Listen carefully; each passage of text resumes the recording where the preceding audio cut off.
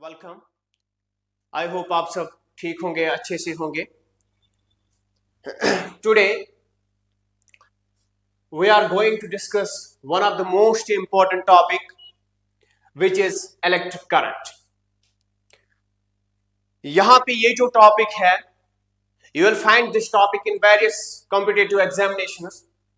Like recently आपने देखा होगा कि जो भी यहां पे एसएसबी की तरफ से, जो जम्मू कश्मीर में रिक्रूटिंग एजेंसी है, उसकी तरफ से जो भी अभी तक एग्जामिनेशन हुए हैं, आप साइंस का सिलेबस उठा के देखो। In physics portion you will find two topics, one is the electric current and second you will find the Newton's laws of motion. ठीक है, जिसमें आपको फोर्स, एक्सेलरेशन अलग से फिर उसमें इंक्लूड किया गया है, एज सब टॉपिक्स वो दिए गए हैं।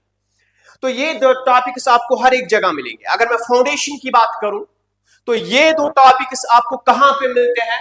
ये जो इलेक्ट्रिक करंट है ये आपको 10th क्लास की फिजिक्स में देखने को मिलेगा, और जो इसका दूसरा काउंटर पार्ट आपको दिया जाता है एग्जाम में, वो आपको कहां देखने को मिलेगा? वो 9th की फिजिक्स में आपको देखने को मिलेगा, 9th के साइंस में फिजिक्स पोर्शन में देखने को मिलेगा। तो आज जो हम इसका रिवीजन शॉर्ट लेके आए हैं, इस पूरे यूनिट को हम रिवाइज करेंगे, पूरे यूनिट को, starting from the electricity, what is charge, what is electric current, वहां से हम जाएंगे एंड वी विल एंड जब हम joules law of heating effects of the current पढ़ेंगे, वहां पे हम इस लेक्चर को खत्म करेंगे। तो पूरा रिवीजन हम करेंगे एमसीक्यूज के दौरान। लेकिन एमसीक्यूज भी वो जो रिसेंटली एग्जाम में पैटर्न आपको देखने को मिल रहा है, उन पैटर्न पे ये हम क्वेश्चंस करने की कोशिश करेंगे। Like you have statement based questions अब आपको देखने को मिलते हैं। अब आपको वो पहले जैसे क्वेश्चंस तो नहीं आते हैं ना, आपको असर्शन रीजन क्वेश्चंस देखने को मिलते हैं, आपको न्यूमेरिकल्स देखने को मिलते हैं। सारे क्वेश्चंस हम इसमें कवर अप करने की कोशिश करेंगे।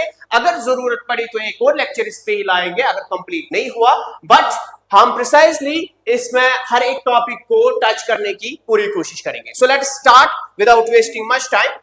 तो यहां पे अगर मैं बात करूं, यहां पे जो पहला आपको क्वेश्चन दिया गया है, पहला question, the SI unit of the electric current is ampere and 1 ampere is equivalent to the SI unit of electric current is ampere.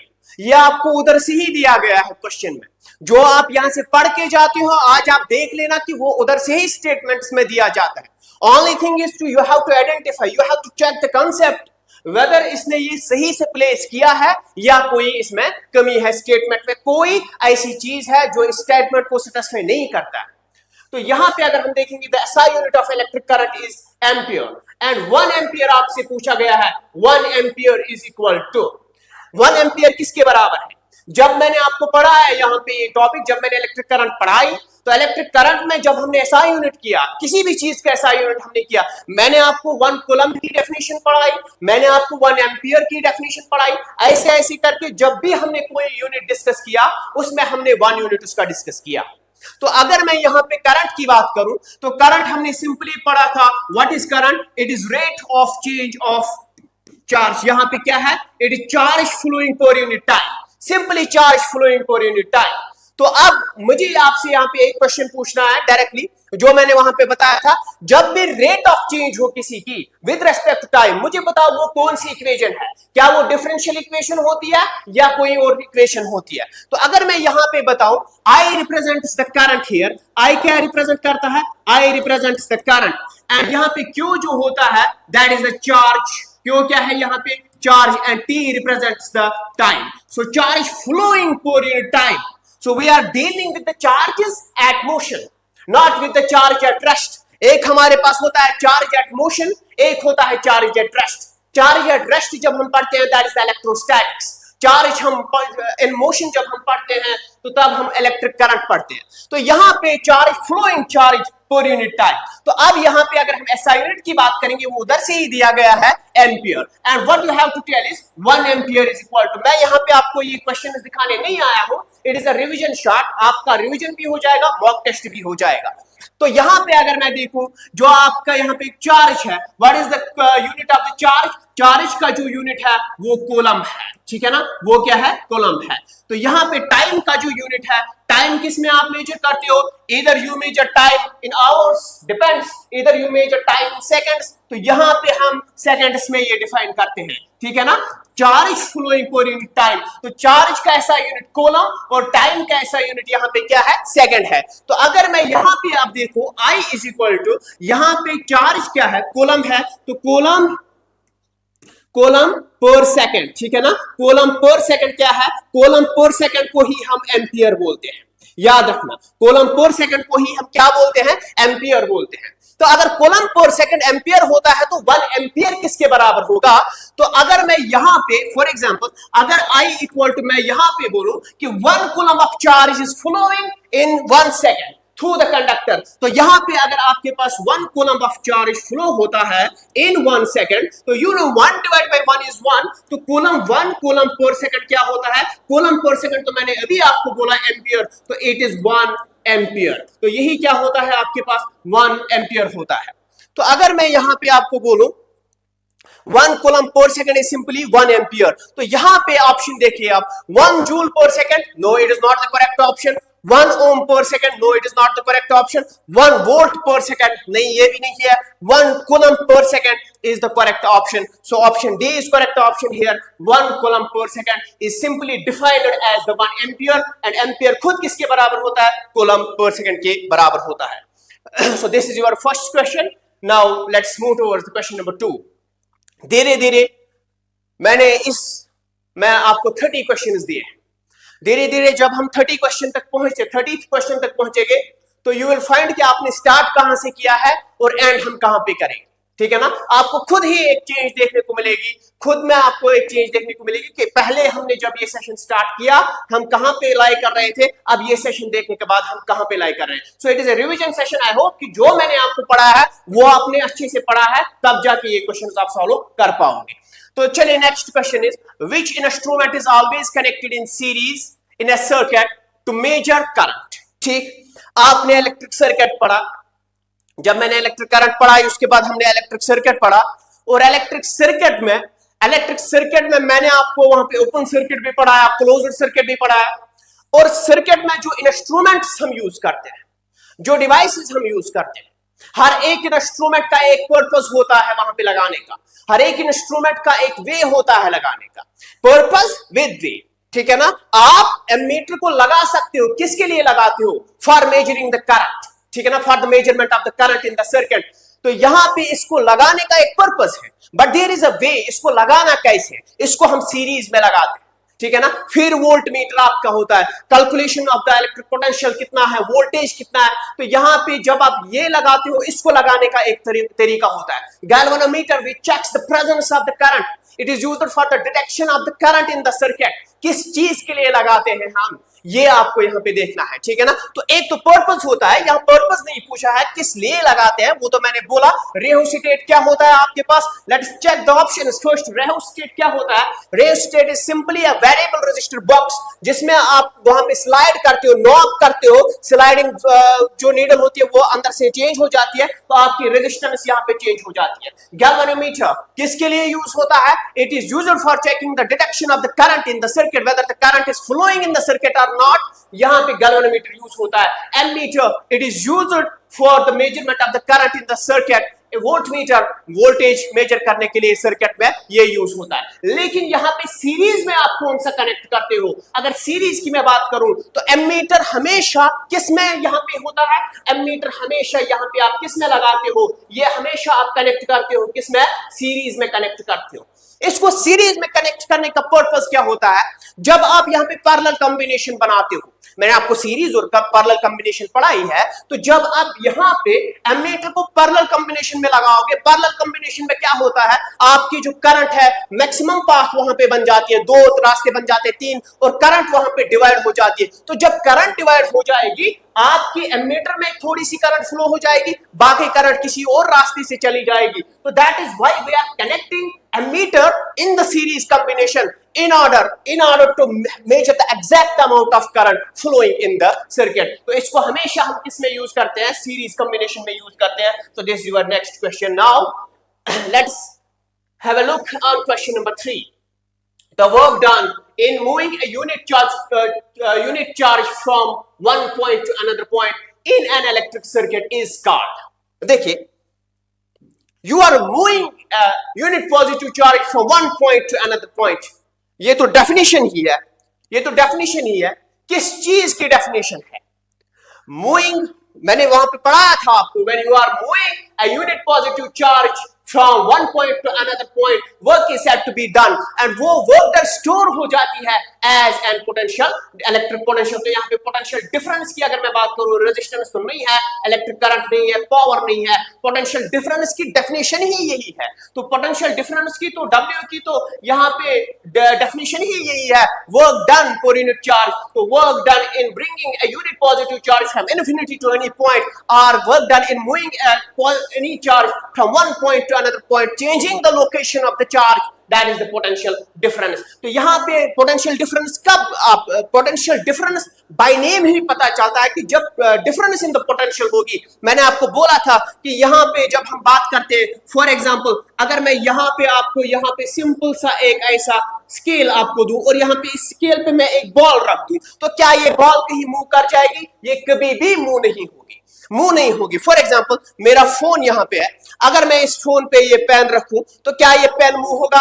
कभी भी मूव नहीं होगा. क्यों? Because there is no potential difference. यहाँ पे भी ग्रेविटेशनल पोटेंशियल इतना है, यहाँ पे भी ग्रेविटेशनल पोटेंशियल इतना है, तो ये कभी मूव नहीं करेगा. लेकिन अगर मैं यहाँ पे ग्रेविटेशनल पोटेंशियल चेंज करूं तो ये स्लाइड होगा. किसकी तरफ स्लाइड होगा? नीचे की तरफ स्लाइड होगा. क्यों? बिकॉज यहाँ पे आपने ग्रेविटेशनल पोटेंशियल चेंज किया. Now it slides from higher potential to lower potential. तो यहाँ पे ऐसे आपका पोटेंशियल चेंज हो जाता है. तो जब मैं इसी को ऐसे यहाँ पे रखूं तो ये बॉल नीचे की तरफ आ जाएगी, इसको ऐसे रखूं तो ये बॉल इस तरफ आ जाएगी. So you are changing the potential. तो पोटेंशियल डिफरेंस ही यहाँ पे ऐसा मकसद होता है कि you are bringing something, unit charge एक जगह से आप पार्टिकल एक जगह से आप दूसरी जगह रीलोकेट कर रहे हो, चेंज कर रहे हो इसकी पोजीशन, तब जाके यहाँ पे पोटेंशियल डिफाइन होता है. So it is the potential. Now question number 4. Question number 4 is, if the length of wire is doubled and its area of cross section is halved, its resistance becomes. अब पहले ये question जानो कि ये question है किस चीज का. जब हमने यहाँ पे रेजिस्टेंस पढ़ी थी, रेजिस्टेंस में मैंने आपको फिर उसके बाद ही पढ़ाया था फैक्टर्स अफेक्टिंग रेजिस्टेंस. किन किन चीजों से रेजिस्टेंस को असर पड़ता है, किन किन चीजों से रेजिस्टेंस हम चेंज कर सकते हैं या रेजिस्टेंस चेंज होगी. जो चीजें यहाँ पे है, कुछ चीजें ऐसी है जिनको चेंज करने से रेजिस्टेंस भी आपकी चेंज हो जाएगी. ऐसी कौन कौन सी चीजें थी? हमने वहां पे दो फैक्टर्स पढ़े थे. फैक्टर्स टेम्परेचर भी होता है, लेकिन हमने मेनली वहां पे दो चीजें पढ़ी थी. और उसमें जो पहली चीज थी वो लेंथ ऑफ द वायर था, length of the conductor, and second was the area of cross section. Second was the area of cross section. तो जब मैंने लेंथ आपको पढ़ाया, सिंपल सी भाषा में मैंने आपको समझाया था कि जो लेंथ है, अगर मैं लेंथ डिपेंडेंस की बात करूं तो रेजिस्टेंस जो होती है that is directly proportional to length. तो यहां पे जब हम length of the wire increase करेंगे तो resistance of the wire increases. For example, here I have piece of wire here. अगर मैं यहां पे इतनी सी वायर ले लूं, ठीक है, और मान के चलो इसकी रेजिस्टेंस है 2 ओम, इतनी सी वायर की रेजिस्टेंस है 2 ओम.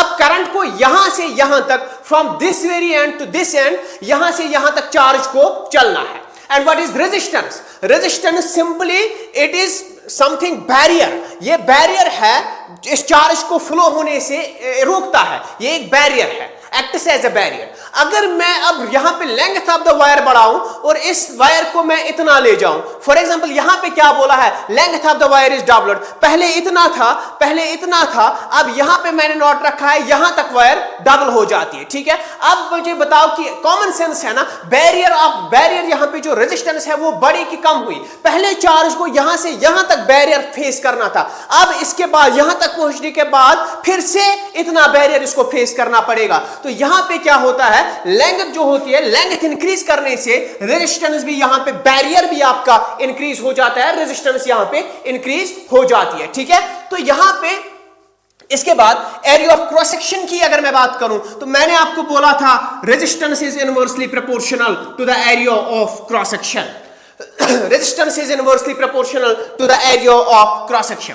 Area of cross section, for example if you have a cylindrical shaped wire, यहां पे ये वायर आपके पास है, तो मैंने आपको सिंपली बोला था by keeping the length same, अगर मैं यहां पे एरिया ऑफ क्रॉस सेक्शन बढ़ाऊं, अगर मैं यहां पे एरिया ऑफ क्रॉस सेक्शन बढ़ाऊं तो वहां पे रेजिस्टेंस क्या हो जाएगी, कम हो जाएगी। आप सिंपली ये भी समझो कि यहां पे अगर चार्ज को छोड़ो, अगर पानी यहां पे फ्लो हो रहा है, if it is a flow of water, यहां पे अगर हम देखेंगे और यहां पे अगर हम देखेंगे, कहां से इजीली, आपको ही मैं अगर बोलूं क्या आपको यहां से इजीली पास होना ज्यादा अच्छा लगेगा या यहां से बड़ी पाइप में से इजीली पास होना अच्छा लगेगा?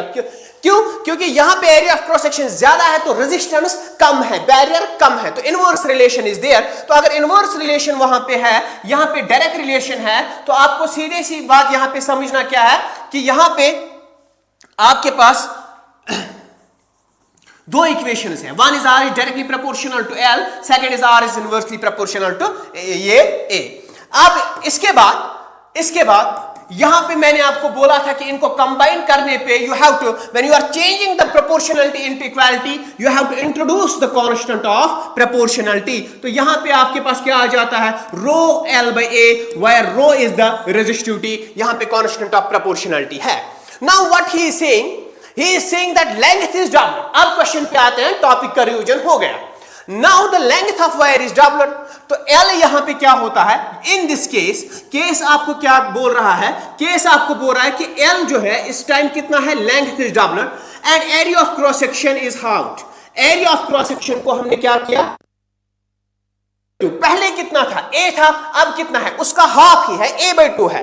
तो यहां पे रेजिस्टेंस के साथ क्या हो जाएगा, तो रेजिस्टेंस के साथ क्या हो जाएगा, R की बात में अगर करूं, R is directly proportional to L, अब L की जगह है 2L, inversely proportional to A, अब A की जगह है A/2।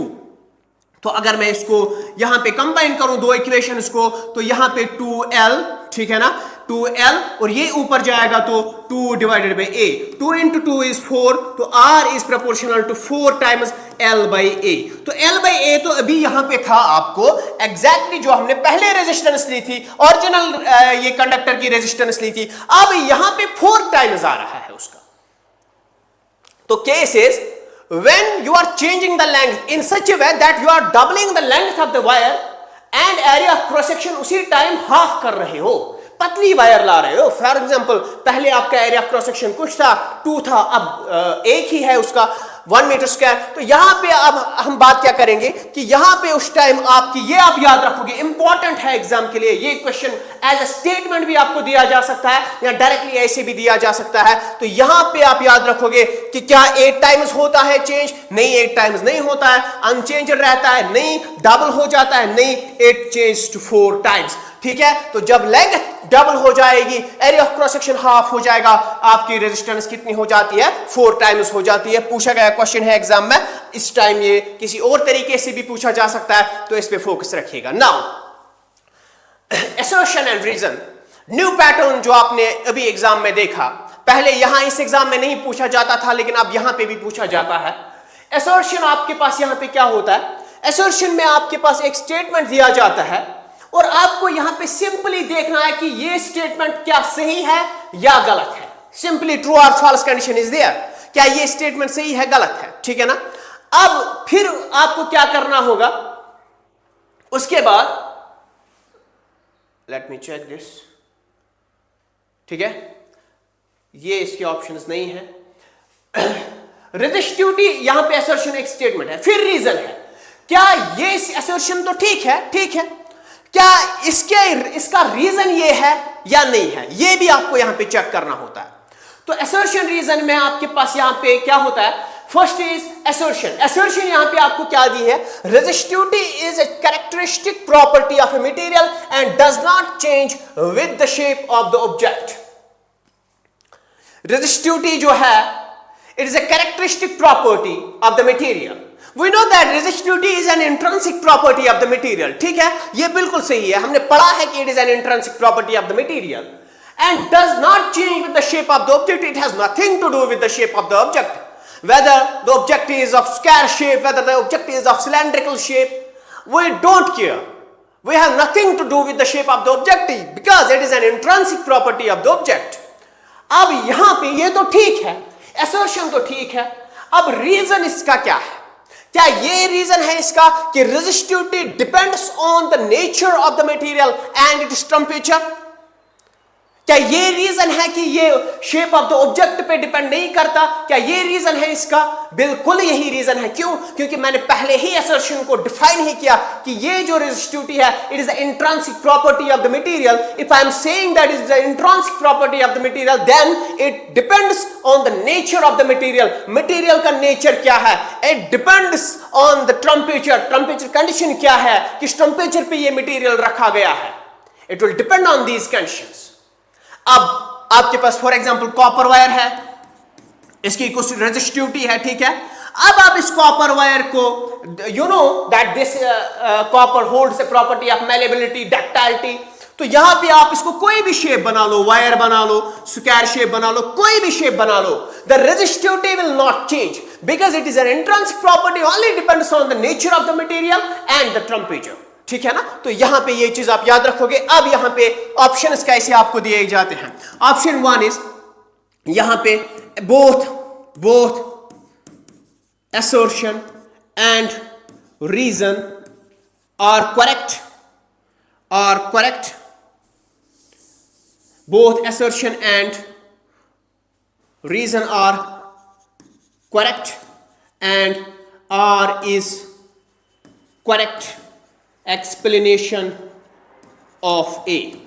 ठीक है, ये हो गया ऑप्शन 1। यही इसका करेक्ट ऑप्शन भी है। दोनों सही है, ये भी सही है, ये भी हमने पढ़ा है, ये भी हमने पढ़ा है।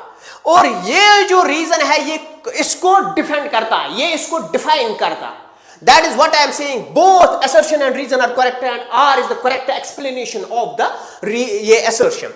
दूसरा ऑप्शन आपको दिया जाता है कि both are correct, both A and R are correct and R is not correct explanation of A। दोनों सही है लेकिन R जो है that is not the correct explanation of A। Option 3 आपको क्या दिया जाता है? Only A is correct, option 4 only reason is correct। ये 4 ऑप्शंस आपको दिए जाते हैं। स्टेटमेंट बेस्ड क्वेश्चन ठीक है, लेकिन उनको मॉडिफाई करने का उन दो स्टेटमेंट्स को ये असर्शन एंड रीजन बना के देगा। आपको एक तो ये चेक करना पड़ेगा कि क्या दोनों सही है, फिर आपको ये करना पड़ेगा कि दूसरा क्या पहले को डिफाइन करता है, यही उसका रीजन है क्या। अगर यहां पे आपको इस लेवल की प्रिपरेशन नहीं करनी है तो फिर एग्जाम की प्रिपरेशन ही छोड़ दीजिए इस बार, ठीक है। चलिए next is A fuse wire should have, previous question है, आसान सा क्वेश्चन है। A fuse wire should have, fuse जो आपके पास होता है, अब फ्यूज में क्या होता है? फ्यूज इज द प्रोडक्शन, ये प्रोटेक्शन होती है। पूरा जो आपके घर का सर्किट होता है या कोई भी आपके पास सर्किट होता है उसको बचाने के लिए हम एक फ्यूज लगा देते हैं। जब भी शॉर्ट सर्किट हो जाता है, जब भी high amount of current flow हो जाती है सर्किट में, for example low tension 2 wires आपस में मिल जाती है कहीं पे, तो वहां पे क्या हो जाएगा? Abruptly increase of the current, बहुत ज्यादा करंट पास हो जाएगी सर्किट में। अगर आपका फ्यूज नहीं लगा है, जो भी एप्लायंसेस कनेक्टेड है उस सर्किट में वो सारे डैमेज हो जाएंगे, और उनका डैमेज बचाने के लिए आप क्या कनेक्ट करते हो? फ्यूज कनेक्ट करते हो। अब फ्यूज तो आपको समझ में आ गया। नाउ कॉमन सेंस है, इसमें क्या होना चाहिए? इसमें पहले तो हाई रेजिस्टेंस होनी चाहिए, ये पहले उस पूरे जो पैसेज ऑफ द करंट है उसको रोकने की क्षमता इसमें होनी चाहिए, और दूसरा इसमें मेल्टिंग पॉइंट कम होना चाहिए। अब कोई क्या होता था, मैं आपको एक जोक भी पता होगा इस पे, जो बकेट होते थे ना वो स्टील बकेट होते थे। किसी ने ट्रांसफार्मर में बार बार वो फ्यूज जब उड़ जाता था ना, तो उसने क्या किया कि वो ट्रांसफार्मर बकेट का वो कड़ा जो ऊपर हैंडल होती है उसी की वही एज अ फ्यूज कनेक्ट किया था। तो जब लोड ज्यादा बड़ा, फ्यूज वहां पे उसका मेल्टिंग पॉइंट तो बहुत ज्यादा हाई है, जब सारे घरों में अप्लायंसेस उड़ गए वो फ्यूज उधर ही लगा था, ठीक है। तो ऐसी इंजीनियरिंग नहीं करनी है। सिंपली फ्यूज में आपके पास एक तो आपके पास रेजिस्टेंस का हाई होना जरूरी है, हाई रेजिस्टेंस जरूरी है, और दूसरा मेल्टिंग पॉइंट जो है मेल्टिंग पॉइंट जो है वो कम होना जरूरी है। जब मेल्टिंग पॉइंट कम हो जाएगा, जब भी high amount of current pass हो जाएगी और ये रेजिस्ट करता है ना, तो वहां पे कोलिजन्स ज्यादा हो जाते हैं। जब कोलिजन्स ऑफ द इलेक्ट्रॉन ज्यादा हो जाती है तो हीट अप ज्यादा हो जाता है। अब जब हीट अप ज्यादा होता है, मेल्टिंग पॉइंट कम होता है, तो ये जो वायर इस तरह होती है, यहां पे मान के चलो कि यहां पे ब्रेक हो जाती है, बीच में ब्रेक हो जाती है। जब बीच में ब्रेक हो गई, वायर कट हो गई, तो करंट तो आगे पास होगी नहीं। जो भी आपके आगे इंस्ट्रूमेंट्स डिवाइसेस लगे हैं वो सेफ रहते हैं। ठीक है, तो यहां पे पहला ऑप्शन जो है high resistance and low melting point, it is the correct explanation, it is the correct answer for this. ठीक है, चलिए नेक्स्ट क्वेश्चन आपके पास यहां पे। Next question statement 1 and statement 2। Now statement based questions आपको दिए गए हैं, अच्छे से इनको समझना है कि बोला क्या है और ऑप्शन कैसे दिए हैं। स्टेटमेंट 1 क्या कहता है? Ohm's law states that V is directly proportional to I provided temperature remains constant. Directly statement of the Ohm's law दिया है, अगर आपको याद रहा होगा, Ohm's law states that at constant temperature, है ना, V is directly proportional to I. The current flowing in the circuit is directly proportional to the potential difference across the ends of the conductor. ये statement of the Ohm's law है। अब पहला तो statement है, ठीक है, Ohm's law states that V is directly proportional to I at constant temperature। ठीक है भाई साहब, statement is correct. Second is, statement second क्या बोलता है?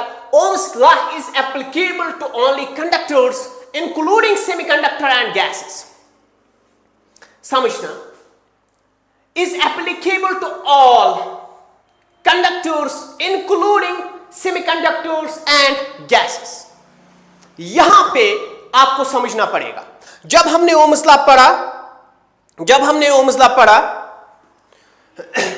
यहां पे आपको याद रहा होगा कि हम बात किनकी कर रहे थे? हम कंडक्टर्स की बात कर रहे थे।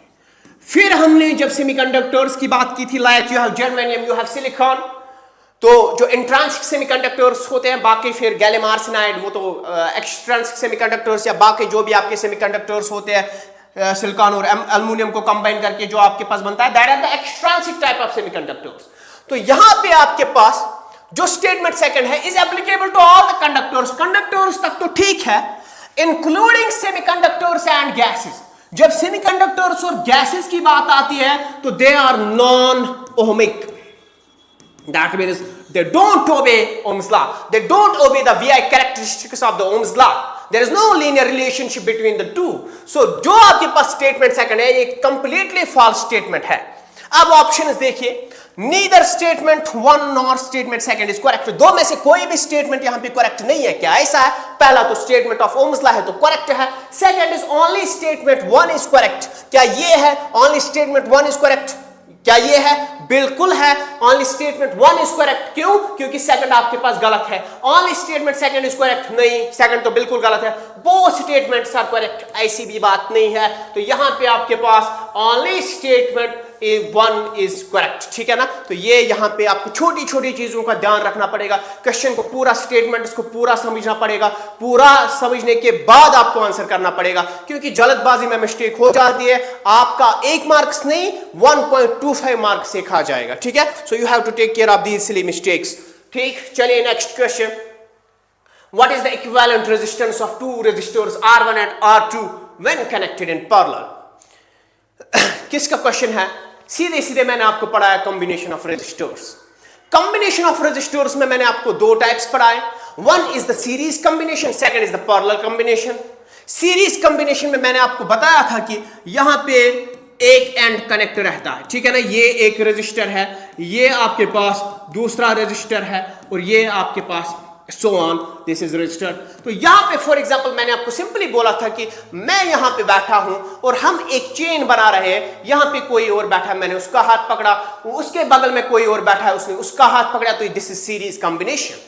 लेकिन अगर फॉर एग्जांपल मेरे सामने कोई बैठा है और मैं उसका एक हाथ लेफ्ट हैंड ये पकड़ रहा हूं और यहां से राइट हैंड पकड़ रहा हूं, तो उस टाइम क्या होती है? अगर दोनों टर्मिनल्स हमारे कनेक्टेड है तो वहां पे जो कॉम्बिनेशन होती है पैरेलल कॉम्बिनेशन होती है। तो जब हमें एक्सरसाइज कराई जाती थी स्कूल में, पहले हम ऐसे करते थे, एक यहां पे टच होती थी, एक आर्म यहां पे टच होती थी, तो सीरीज कॉम्बिनेशन। जब हम ऐसे करते थे, दोनों हाथ हमारे सामने वाले के दो शोल्डर्स पे रह जाते थे, उसके और मेरे बीच में उस टाइम जो कॉम्बिनेशन थी, that is the parallel combination. ठीक है ना, तो यहां पे ऐसा होता है। तो सीरीज कॉम्बिनेशन ये हुई। पैरेलल कॉम्बिनेशन में क्या होता है, this is the parallel combination. ठीक है ना, R1 यहां पे है और यहां पे आपका R2 रजिस्टर सेकंड है, तो ये आपस में कैसे है, और भी ले सकते हो, पैरेलल कॉम्बिनेशन है। अब यहां पे इसने दिया है कि R1 आपके पास है, R2 आपके पास है, और they are connected in parallel. तो पैरेलल कॉम्बिनेशन यहां पे मैंने बोला था R इक्विवेलेंट किसके बराबर होता है, it is R1 plus R2 plus R3 and so on. कितने आपके पास होंगे, यहां पे दो रजिस्टर्स में हमने R इक्विवेलेंट किसके बराबर निकाला था, it is R1 R2 divided by R1 plus R2। ठीक है ना, ये दो फार्मूला हमने ऑलरेडी डिराइव किया है। So which one is correct, यहां पे आपके पास option 1 is incorrect. Option second हम देखेंगे। ऑप्शन सेकंड में सिंपली आपको दिया है R1 दिया है multiplied by R2 divided by R1 plus R2। So option B यहां पे जो है, it is the correct explain option, it is the correct formula for the parallel combination of the resistors when two resistors are connected in the parallel combination. Option C is incorrect, option D इसका reciprocal है, incorrect. ठीक है, चलिए next question. यहां पे next question जो आपका है, the commercial unit of electric energy is kilowatt per hour. 1 kilowatt hour is equal to 1 kilowatt hour is equal to, यहां पे हमने आपको यूनिट पढ़ाया था। ठीक है ना, यूनिट्स हमने पढ़ाए, फिर हमने इलेक्ट्रिक एनर्जी डिस्कस की। इलेक्ट्रिक एनर्जी में मैंने जब आपको यूनिट्स पढ़ाए, मैंने आपको कमर्शियल यूनिट वहां पे पढ़ाया, कमर्शियल यूनिट पढ़ा, सीधे ही नोट से क्वेश्चन है। और कमर्शियल यूनिट हमने पढ़ा kilowatt hour, kilowatt hour.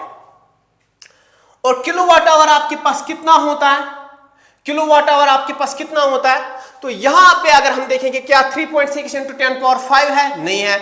336 into 10 power 6 joule है, नहीं है। 0.36 जूल है, नहीं है। It is simply 3.6 into 10 raised power 6 joules. Actually में हमें कितना निकला था, ये हमें इतना निकला था, 5 टाइम्स 0 यहां पे जूल्स। ठीक है ना, इतना हमें निकला था। तो सिंपली हमने कन्वर्ट कैसे किया था इसको, यहां पे आवर्स को हमने चेंज किया था, पहले आवर्स को हमने चेंज किया था मल्टीप्लाई बाय 3600, यहां पे वाट को हमने किलोवाट में बदला था, तो तब जाके हमें यहां पे क्या आ जाता था, फिर यहां पे हमें आ जाता था 3.6। यहां पे आपके 5 जीरो, जब एक डेसिमल में यहां लाऊंगा तो 6 जीरो आ जाएंगे, इंटू 10 रेज़ड पावर 6 जूल्स। यहां पे आपका कमर्शियल यूनिट बन जाता था, 1 किलोवाट आवर बन जाता था। ठीक है, चलिए this is the simple question, सीधे सीधे क्वेश्चन उठाया गया है, यूनिट्स पे क्वेश्चन उठाया गया है। रिमेंबर दीज यूनिट्स, ठीक है, इनका वैल्यू याद रखना जरूरी है। Now next question is again assertion and reason type question. Alloys like manganese and constant are used to make standard resistors. ठीक है, बिल्कुल। Alloys have high resistivity and their resistivity changes very little with temperature. Alloys जब हमने पढ़े, naturally तो exist नहीं करते, हम बनाते हैं इनको। Like you have constant, you have manganese, you have stainless steel, you have brass, ठीक है ना, ये जो आपके पास है, ये आपके पास alloys होते हैं। इन alloys में अगर हम देखेंगे resistivity हाई होती है and resistivity changes very little. There is a very small dependence of resistivity of alloys on the temperature. Temperature vary करने से आपकी रेजिस्टिविटी यहां पे ज्यादा वेरी नहीं हो जाती है। That is why we are saying that alloys like constant and manganese are used to make standard resistors। बिल्कुल सही है, ये भी सही है और ये भी आपके पास सही है। एंड क्या ये डिफाइन, ये एक्सप्लेनेशन है इस चीज की? बिल्कुल ये इस चीज की एक्सप्लेनेशन है। क्यों? क्योंकि because of the high resistivity and the change of resistivity जो टेम्परेचर के रेस्पेक्ट में होती है एलॉयज में, वो बहुत कम है। Alloys are used as to make standard resistors. ठीक है ना, ये बिल्कुल है। तो A is false, B is true, नहीं, दोनों सही है। Both A and B are true but R is not correct explanation of A. नहीं, ऐसा नहीं है। Both A and B are true and R is correct explanation of A. That means option C is correct. दोनों सही है और दोनों सही होने के बावजूद जो आपके पास यहाँ पे R है that correctly explains the assertion यहाँ पे। ठीक है, चलिए नेक्स्ट क्वेश्चन पे यहाँ पे हम जाते हैं। नेक्स्ट क्वेश्चन इज सिंपली, ये साथ साथ मुझे यहाँ पे प्लेस करने पड़ रहे हैं। Question number 11, which of the following materials has the highest resistivity at room temperature? ये सारे आपके पास मटेरियल्स दे हैं, 4 ऑप्शंस आर गिवन और इन 4 ऑप्शंस में आपको सिंपली क्या करना है, आपको देखना है कि इन 4 में से किसकी यहां पे हाई रेजिस्टिविटी है। रेजिस्टिविटी किसकी ज्यादा होती है? हमने तो पढ़ा है जो आपके पास यहाँ पे इंसुलेटर्स होते हैं, इंसुलेटर्स की अगर हम बात करेंगे रेजिस्टिविटी क्या है, बहुत ज्यादा है, कंडक्टिविटी क्या है, बहुत कम है। फिर आपके पास आते हैं मेटल्स या जिनको आप क्या बोलते हो, कंडक्टर्स, जो आप बोलते थे। कंडक्टर्स में आपके पास कंडक्टिविटी हाई होती है, रेजिस्टिविटी कम होती है। तो यहाँ पे अगर मैं मटेरियल्स को देखूं, मटेरियल्स में silver is a conductor, copper is a conductor, iron is a conductor, ebonite जो यहाँ पे आपके पास है इंसुलेटर है। तो एबोनाइट यहाँ पे इंसुलेटर होने की वजह से इसकी रेजिस्टिविटी जो है वो बहुत ज्यादा क्या है, हाईएस्ट रेजिस्टिविटी होती है एट रूम टेम्परेचर। ठीक है, so option A is the correct answer for this thing. Now next question, a current of 0.5 ampere is drawn by a filament of electric bulb for 10 minutes. ठीक है, the amount of the electric charge that flows through the circuit is, the options are wrongly placed again the options are wrongly placed. now चलिए इसको सीधे ही करते हैं हम।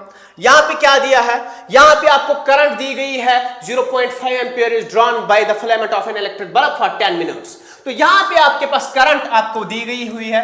Current कितनी है आपके पास? Current is 0.5 ampere. ठीक है, करंट इज 0.5 एम्पियर एंड यहां पे जो टाइम आपके पास दिया है, time is given 10 minutes. But you know that 10 minute जो मिनट्स है that is not the standard unit. यहां पे हमें किस में निकालना पड़ेगा, ये सेकंड्स में निकालना पड़ेगा। So when we are calculating this thing in seconds, so यहां पे 10 into 60 आपके पास कितना हो जाता है, 600 सेकंड्स आपके पास आ जाएंगे। ठीक है ना, 600 सेकंड्स आपके पास आ जाएंगे। Now electric charge, the amount of electric charge that flows through the circuit is, अब यहां पे current is defined as charge per unit time. ठीक है ना, और चार्ज क्या होता है, दैट इज सिंपली कितना होता है, I इंटू, यहां पे डिवाइड है, यहां पे मल्टीप्लाई हो जाएगा I इंटू टी। तो I into T, I is given now, I is 0.5 half 1/2 होता है इंटू 600, तो कितना आ जाएगा 300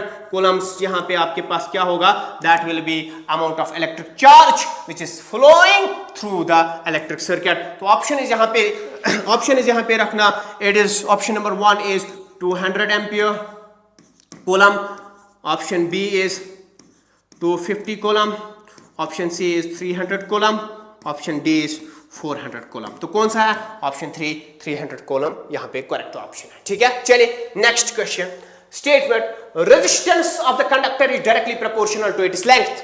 क्वेश्चन नंबर 4 को याद रखिएगा। रेजिस्टेंस क्या है, resistance is directly proportional to the length of conductor. बिल्कुल सही, इट इज करेक्ट। ठीक है, पढ़ा हमने। Resistance of the conductor is directly proportional to its area of cross section. मैंने बोला ना, छोटी छोटी चीजों का ध्यान रखना जरूरी है। तो यहां पे डायरेक्टली प्रोपोर्शनल लिखा है, अगर इसने डायरेक्टली प्रोपोर्शनल यहां पे लिखा है तो गलत है। क्यों? क्योंकि हमने पढ़ा R is directly proportional to A, it is equation number 1। R is inversely proportional to A, it is equation number 2। sorry, R is directly proportional to A, equation number inversely proportional to A, equation number 2। तो यहां पे आपको ये भी direct proportional बोला है, सही है, यहां पे है, लेकिन यहां पे डायरेक्ट नहीं है। यहां पे कौन सी रिलेशन है, इनवर्स रिलेशन है। तो आपके पास only statement 1 is correct, neither statement 1 nor, ऐसा भी नहीं है क्योंकि पहला तो करेक्ट है, स्टेटमेंट सेकंड करेक्ट है, गलत है, बोथ स्टेटमेंट्स करेक्ट है, गलत है। Only statement 1 is correct because second में डायरेक्ट रिलेशन दी गई है जबकि वहां पे इनवर्स होनी चाहिए थी। चलिए next question is, assertion is there, when resistors are connected in parallel the net resistance is less than the smallest individual resistance।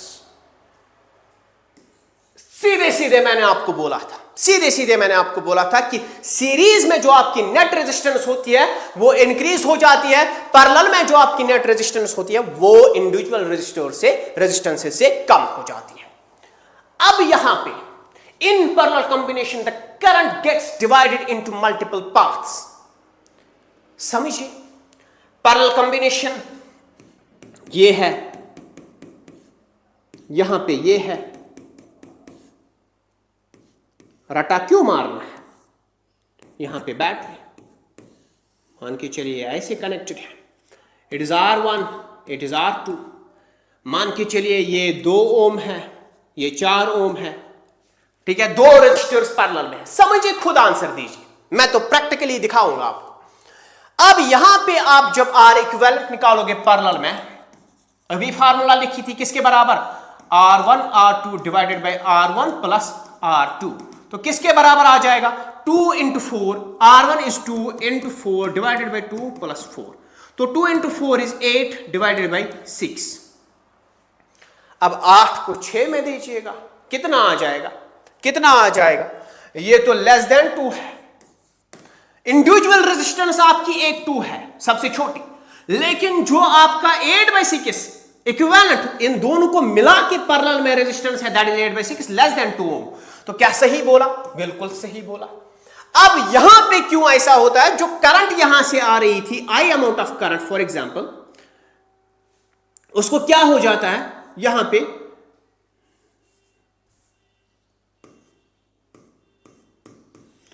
पे डिवाइड हो जाती है इनटू मल्टीपल पाथ्स। यहां से फ्लो होगी I1, यहां से फ्लो होगा I2। अब यहां से I1 यहां से I2, क्या ये रीजन है, बिल्कुल सही है।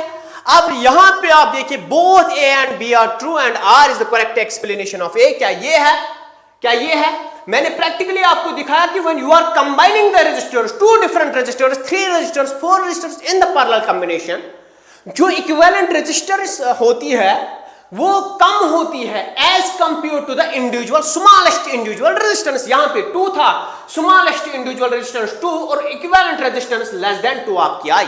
तो कॉमन सेंस से पता चला हमें कि बिल्कुल जो पहला वाला है दैट इज द करेक्ट। लेकिन सेकंड में आपको देखना है कि current gets divided into multiple paths.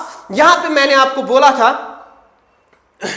यहां पे मैंने आपको बोला था कि जब हम वोल्टेज और ये डिफाइन करते हैं, वोल्टेज और ये डिफाइन करते हैं, तो मैंने सीरीज में आपको बोला था, सीरीज में क्या होता है, voltage gets divided into different resistors और यहां पे करंट सीरीज में सेम जाती है। पैरेलल में आपका वोल्टेज हर एक रेजिस्टर में, यहां पे भी V होगा, यहां पे भी V होगा, जो यहां पे होगा, जो बैटरी यहां पे देगी। अब यहां पे करंट डिवाइड होती है into the multiple paths when the resistors are combined in the parallel combination. तो उस वजह से जो इक्विवेलेंट रेजिस्टेंस आपकी आ जाती है वो less than the smallest individual resistance आ जाएगी। So both A and B are correct. अगर स्टेटमेंट दिया तो बोथ स्टेटमेंट्स आर ट्रू, अगर असर्शन रीजन दिया तो both statements are true and yes R is the correct explanation of the A।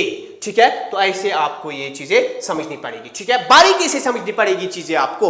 Now next, how much work is done in moving a charge of 2 coulomb across 2 points having a potential difference of 12 volt, having a potential difference of 12 volt। Question देख लीजिएगा, यहां पे question में आपको options भी यहां पे दिए हैं। How much work is done in moving a 2 coulomb across the point 2 points having potential difference of 12 volt। आपके पास मान की चलिए 2 पॉइंट्स है, इन 2 पॉइंट्स में जो पोटेंशियल डिफरेंस है that is 12 volt of potential difference. मैंने पहले ही आपको ये दिखाया, पहले ही दिखाया जब मैंने पोटेंशियल डिफरेंस वहां पे दिखाया था। और चार्ज कितना है आपके पास, चार्ज आपके पास है 2 कूलम, ठीक है ना, चार्ज आपके पास Q कितना है, Q is 2 कूलम। आप 2 कूलम आप चार्ज को मूव कर रहे हो across the potential difference of 2 volt. आप हमें वर्क डन बताइए, आप हमें वर्क डन बताइए, बताइए कितना आ जाएगा। सीधे सीधे दिख रहा है, इट विल बी कितना, इट विल बी 24 और 6, 24 और 6 दो ही होंगी ना, दो ही होंगी ना। यहां पे आपको V दिया है किसके बराबर, work done per unit charge. आपको वर्क डन ही पूछा है, V भी दिया है, Q भी दिया है, तो वर्क डन यहां पे V मल्टीप्लाइड बाय Q हो जाएगा। तो V आपके पास कितना है, 12 वोल्ट है, Q आपके पास कितना है, 2 कूलम है। तो यहां पे आपके पास जो एनर्जी आ जाएगी 12 × 2 इज 24 जूल, ठीक है ना, 24 जूल यहां पे आपका करेक्ट ऑप्शन बी हो जाएगा। चलिए next question, household electric appliances are always connected in parallel, ठीक, are always connected in parallel. Reason क्या है? जो आप घरों में डिवाइसेस यूज करते हो, एक बल्ब फिर दूसरा बल्ब फिर तीसरा बल्ब फिर कोई पॉइंट लगाया, ठीक है ना, हीटिंग पॉइंट फिर कुछ एसी पॉइंट, अब पैरेलल में क्यों लगाती हो? पैरेलल में क्यों लगाती हो? या कहीं इसमें भी कंफ्यूजन है कि सीरीज में लगाते हैं कि पैरेलल में लगाते हैं। आप पैरेलल में क्यों लगाते हो? पैरेलल में इस वजह से लगाते हो क्योंकि यहां पे पैरेलल में फॉर एग्जांपल अगर यहां पे हम देखेंगे, ये सीरीज है, समझना, ये सीरीज है, यहां पे कोई डिवाइस है, यहां पे कोई डिवाइस है, यहां पे कोई डिवाइस है। अगर सीरीज में करंट यहां से, this is the path of the current, यहां से फ्लो हो रही है, आई और यहां से वापस आई, अगर ये उड़ गया, अगर ये उड़ गया तो करंट किधर से जाएगी, किस रास्ते से जाएगी? हाँ, किस रास्ते से जाएगी? रास्ता तो यही एक है ना। इसके उड़ने से ये भी बंद, ये भी बंद, ये भी बंद। तो एक बल्ब का फ्यूज उड़ने से, एक बल्ब का फिलामेंट उड़ने से, एक बल्ब के डिसफंक्शनल होने से आपके पूरे घर का सर्किट ही उड़ जाएगा। That is why we are connecting home appliances, household appliances, किस में? पैरेलल कॉम्बिनेशन में। ये उड़ाना तब भी करंट यहां से पास हो जाएगी, ये रास्ता उड़ा, ये रास्ता चल जाएगा, ठीक है ना, ये रास्ता चल जाएगा, इसमें करंट आसानी से फ्लो हो जाएगी। चलिए आप देख लीजिए, असर्शन बोल रहा है कि household electric appliances are always connected in parallel, ठीक है। In parallel connection if one appliance fails, अगर एक फेल होता है, उसके फेल होने से the others continue to work, उन पे कोई असर नहीं पड़ेगा, वो कंटिन्यूअसली बाकी रास्तों पे काम करेंगे, काम चलता रहेगा, वो एप्लायंसेस चलते रहेंगे, उन पे कोई फर्क नहीं पड़ेगा। तो दोनों सही है, और दोनों सही होने के बावजूद जो आर है that is the correct explanation of A. चलिए नेक्स्ट क्वेश्चन, यहां पे the heating element of an electric heater is usually made of, किसका बना होता है? डायरेक्टली नोट से क्वेश्चन उठाया है, निक्रोम, और मैंने रीजन भी आपको वहां पे पढ़ाया था क्यों निक्रोम ही हम यूज करते हैं। It is N alloy of the निकल एंड क्रोमियम। किस किस का होता है? इट इज निकल, NiCl निकल होता है, और क्या होता है? क्रोमियम होता है, क्रोमियम होता है, दो का एलॉय। और इसी को हम यूज क्यों करते हैं? For the making the wiring that filaments of the electric heaters. क्यों हम कॉइल्स हीटर्स की इससे बनाते हैं? There is a reason. क्या मैंने रीजन आपको बोला था? रेजिस्टेंस क्या होती है उसमें, और बाकी चीजें क्या होती है, वो मैंने क्लियरली आपको वहां पे बताई थी। Nichrome is used as a filament in the electric heaters, ठीक है ना। तो चलिए next is a volt is equal to joule per coulomb, a watt is equal to joule per second.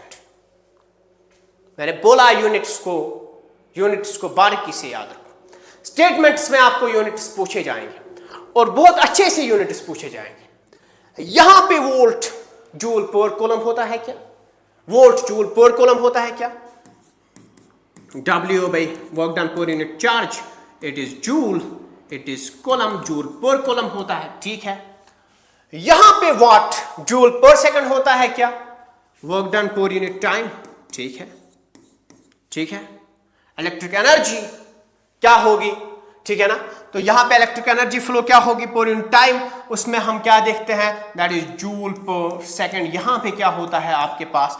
That is watt, the unit of electric power. Okay, तो दोनों आपके पास क्या है? Both statements are correct. चलिए next question, next question, two resistors 10 ohm and 20 ohm are connected in series, the total resistance is। दो resistors आपको series combination में दिए गए हैं, दो रेजिस्टर सीरीज कॉम्बिनेशन में दिए गए हैं। This is register 1 and here you have register 2।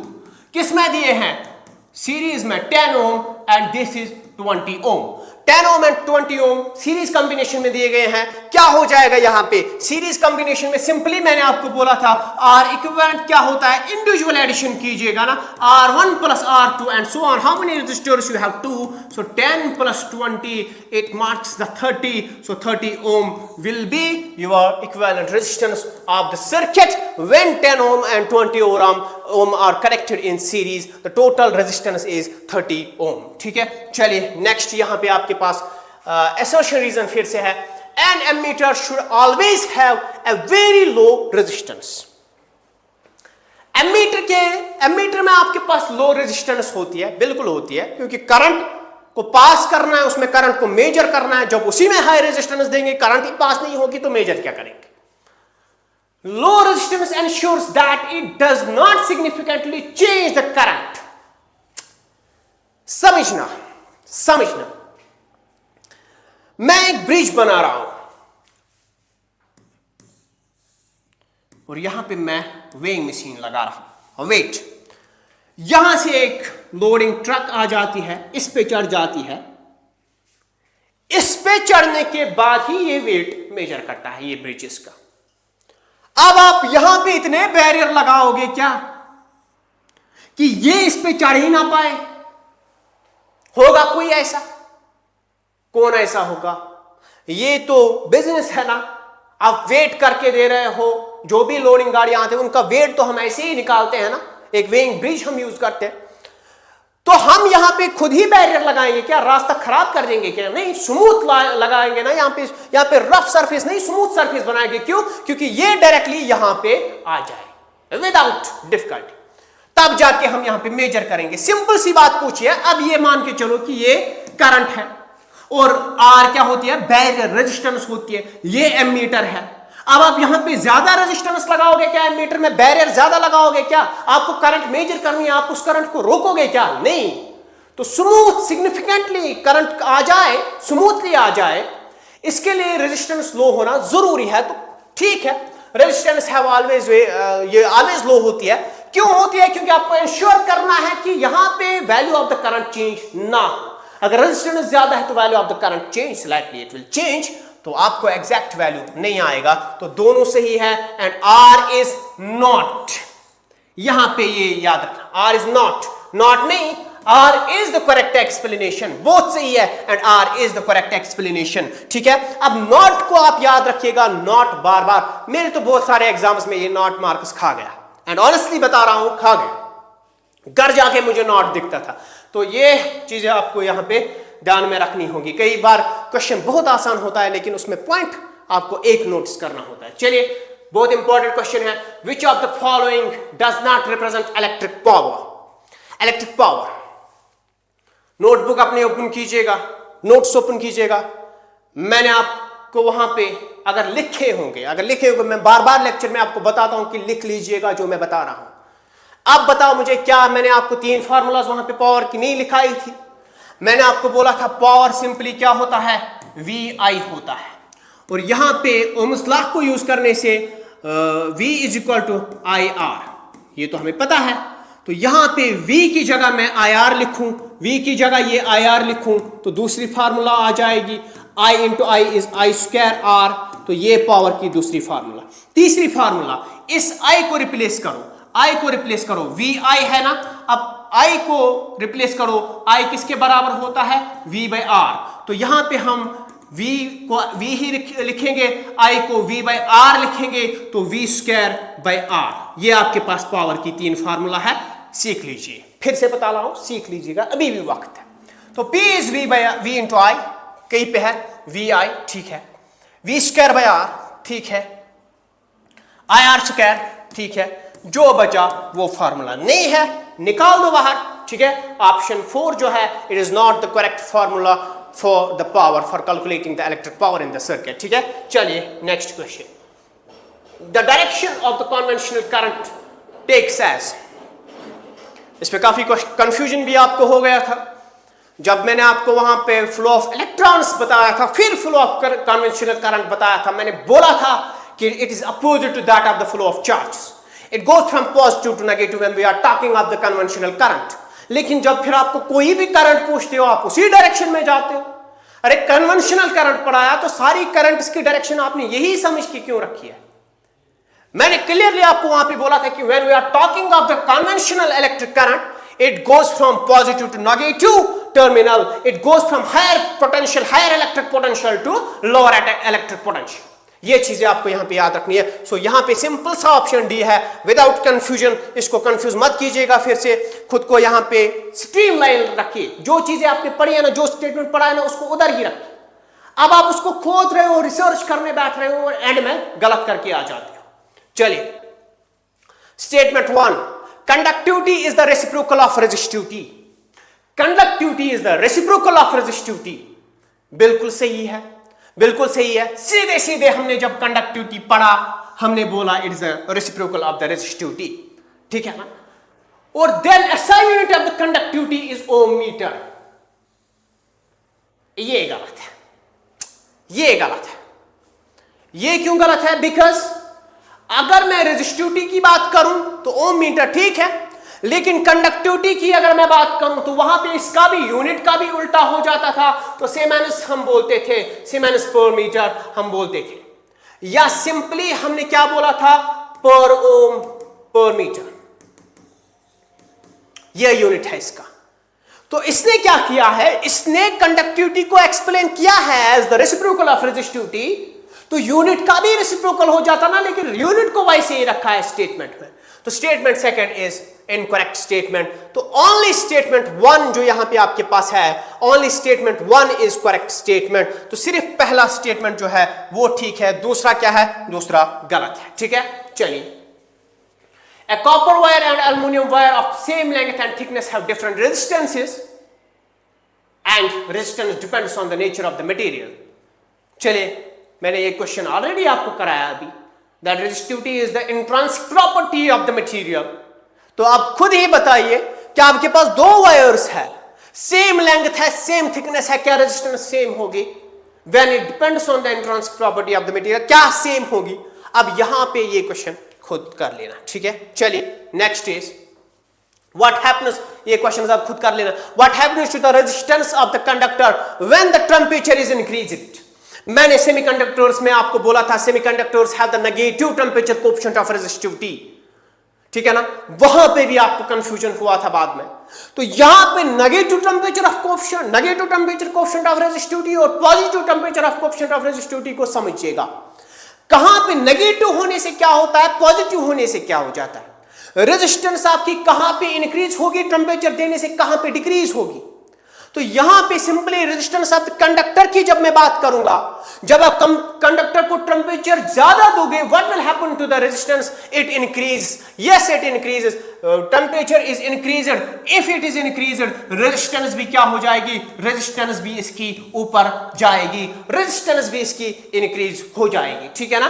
तो जब सेमीकंडक्टर की बात करते थे हम, सेमीकंडक्टर्स में मैंने आपको बोला ही था कि इनकी कंडक्टिविटी बढ़ाने के लिए हम क्या करते हैं, हम टेंपरेचर दे देते हैं सो दैट कि बॉन्ड्स जो है वहां पे जो कोवेलेंट बॉन्ड्स होते थे वो ज्यादा से ज्यादा ब्रेक हो जाए और आपके पास जो फ्री इलेक्ट्रॉन्स की अवेलेबिलिटी है वो ज्यादा हो जाए। जब नंबर ऑफ फ्री इलेक्ट्रॉन्स वहां पे ज्यादा हो जाते थे तो कंडक्टिविटी वहां पे इंक्रीज कर जाती थी। That was the property of the semiconductors, ठीक है ना। तो इसको मिक्स अप मत कीजिएगा next time. Next question is a device used to change the resistance in an electric circuit without changing the voltage source is called.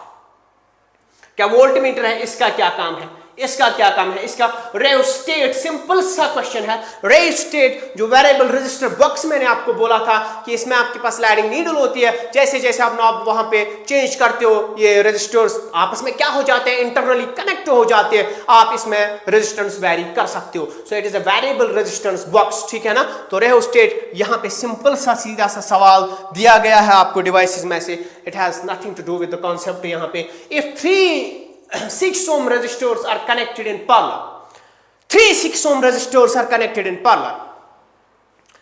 पहला 6 ohm, दूसरा 6 ohm, तीसरा 6 ohm, किस में है, पैरेलल कॉम्बिनेशन में। ये हो गई पैरेलल कॉम्बिनेशन में। अब तीनों पैरेलल कॉम्बिनेशन में है। अब बताइए अब क्या होगा, अब आप कैसे इक्विवेलेंट रेजिस्टेंस निकालोगे। आर इक्विवेलेंट जब तीनों की नहीं आएगी तो दो की निकालनी तो आएगी ना। तो यहां पे क्या करते थे आप, 6 × 6 डिवाइडेड बाई 6 + 6 फार्मूला लिखी है, चौथी बार हम ये कर रहे हैं। 36/12, 6 × 6 से 36/12, 12 से एक बार, 12 से 3 बार, तो 3 ओम आपकी इन दोनों को मिला के कितनी बनती है, 3 ओम बन जाएगी। और नीचे कितनी है, 6 ओम है। अब इन दोनों को पैरेलल कंबाइन करूंगा तो कितनी बन जाएगी, और इक्विवेलेंट कितनी बन जाएगी, 3 × 6 डिवाइडेड बाई 3 + 6, तो 3 × 6 इज 18, 3 + 6 इज 9, 9 1 और 9, 9 2 और 18, तो यहाँ पे 2 ओम जो आपकी है, that is the equivalent resistance of this circuit when 3 6 ohm resistors are connected in parallel. Okay, तो यहां पे ये चीज याद रखिएगा. Now next, the potential difference across each resistor in a parallel combination is same. Parallel combination में potential difference जो होती है, क्या वो हर एक रेजिस्टर में सेम होती है? बिल्कुल होती है. पढ़ाया मैंने अभी 2 बार, मैंने ये बात बोली आपको कि सीरीज में आपका जो करंट है, करंट एक ही पाथ फॉलो करती है, तो हर एक रेजिस्टर में सेम होती है. वोल्टेज डिवाइड होता है, पोटेंशियल डिफरेंस डिफरेंट होती है across different resistors. But in parallel combination current different होती है अक्रॉस डिफरेंट रेजिस्टर्स, लेकिन पोटेंशियल डिफरेंस सेम होती है. तो ये ठीक है. लेकिन स्टेटमेंट 2 की अगर बात करें, the current through each resistor in parallel combination is always the same.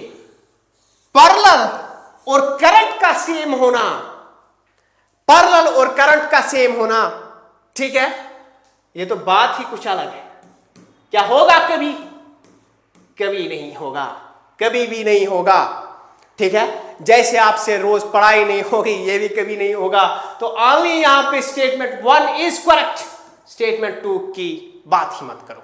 Okay, next question. यहां पे electric bulbs often fuse when they are switched on. जो आपके पास जो वो फिलामेंट वाले बल्ब्स होते थे, जब हम कभी स्विच ऑन करते थे तो वो फिलामेंट उड़ जाता था वो फिलामेंट और बल्ब खराब. आई डोंट नो कि आप जनजी वालों ने ये बल्ब देखा है कि नहीं देखा है. इवन आई बिलोंग टू दो.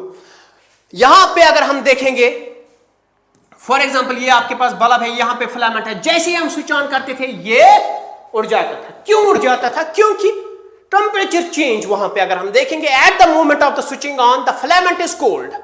जब हम स्विच ऑन करेंगे तो फिलामेंट क्या था? कोल्ड था ना, बिल्कुल सर्द था. And its resistance is low. Temperature dependence of the resistance. बात है कि नहीं है, कॉन्सेप्ट है कि नहीं है, लॉजिक बनता है. तो temperature dependence of the resistance and its resistance is low, causing high initial current surge. Filament सर्द है, रेजिस्टेंस कम. समझ, रेजिस्टेंस कम क्यों? मैंने अभी कंडक्टर का पढ़ाया ना, टेम्परेचर बढ़ने से रेजिस्टेंस भी बढ़ जाएगी, तो टेम्परेचर घट जाएगा, रेजिस्टेंस घट जाएगी ना. रेजिस्टेंस कम जब होगी तो करंट ज्यादा पास होती थी और ये उड़ जाता था. ये रीजन था. तो बिल्कुल A is true and R is the correct explanation of this A. ठीक है, so this marks the end of today's session. So I think कि जो भी यहाँ पे आपके कुछ मोटी मोटी चीजें थी, बेसिक जो आपके कॉन्सेप्ट्स थे इस यूनिट को लेकर, वो आपको कहीं ना कहीं अंडरस्टैंड हुए होंगे.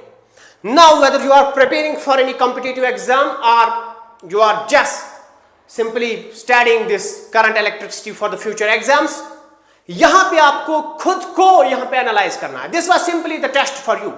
मॉक टेस्ट से कभी भी आपको ये ना लगे कि आपने मॉक टेस्ट में अगर 100 में से 100 लाए तो आप एग्जाम में जाके बैठोगे और 100 में से 100 लाओगे. कभी भी ऐसा नहीं होगा. लेकिन हां, मॉक टेस्ट किस लिए है? मेरी अगर आप मानोगे तो मॉक टेस्ट आपको सिंपली इस चीज के लिए दिया जाता है कि आप अपनी कमियां ढूंढो, आप अपनी खामियां ढूंढो. लेकिन आप मॉक टेस्ट दे के अलग ही लाइन में, अलग ही ईगो में चले जाते हो. 10 में से 10 आए तो पैर ही जमीन पर नहीं रुकते हैं. Mock test is only there कि आपकी स्पीड क्या है, आपके क्वेश्चन पढ़ने का पैटर्न क्या है. क्या आपको कभी कोई चीज वहां पे दिखती नहीं है, नोटिस नहीं होती है, जल्दबाजी में पढ़ते हो? ये चीजें नोटिस करनी है आपको, और एग्जाम से पहले नोटिस करनी है. उसके लिए हम टेस्ट ला रहे हैं आपके लिए. तो जब आप इन चीजों को यहां पे खुद को एनालाइज करोगे, कहां पे हमें गलती हो रही है. हमने पूरा यूनिट पढ़ा है, लेकिन but we are not able to grasp the concepts, we are not able to understand the statements, we are not able to answer the statement based questions, assertion based questions, the numerical type, basic numerical type questions, foundation type, foundational level की numeric problems आपसे solve नहीं हो रही है. Then मेरी simple सी suggestion है कि chapter को एक बार फिर से पढ़ें, बार बार पढ़े जब तक आपको क्वेश्चन सॉल्व नहीं होंगे. जब क्वेश्चन आपसे बनने लगेंगे तब जाके आप खुद को यह कहना कि हां ये यूनिट मैंने पढ़ा है. जब तक नहीं बनेंगे तब तक खुद को इस फॉल्स डिलेमा में मत रखना कि मैंने कुछ भी यहां पे पढ़ा है। ठीक है, सिंपल या प्रूफ रीडिंग नहीं कर रहे हो किसी चीज की। आपको मैं कोई पेपर नहीं दे रहा हूं कि प्रूफ रीडिंग करो एक बार, नहीं, मैं आपको सिंपली यहां पे अगर कुछ पढ़ा रहा हूं तो किसी मकसद के लिए पढ़ा रहा हूं, और वो मकसद है कि कल को आपसे क्वेश्चन जब पूछा जाएगा तो you will be able to answer that very question. अगर आप आंसर दे ही नहीं पा रहे हो तो फिर इस चीज का कोई फायदा नहीं है। सो नेक्स्ट सेशन जब हम लाएंगे तो मेक श्योर कि आपने पहले वो यूनिट अच्छे से पढ़ा है और फिर आप यहां पे क्वेश्चंस आंसर कर रहे हो। नहीं कर पा रहे हो आंसर, गो बैक एंड फिर से वो चीज मेहरबानी करके फिर से पढ़िए, unless and until you will be able to solve the questions, then फिर मेरी बात लिख लीजिएगा, कामयाबी एक दिन आपके कदम चूम के रहेगी। Thank you, have a nice time.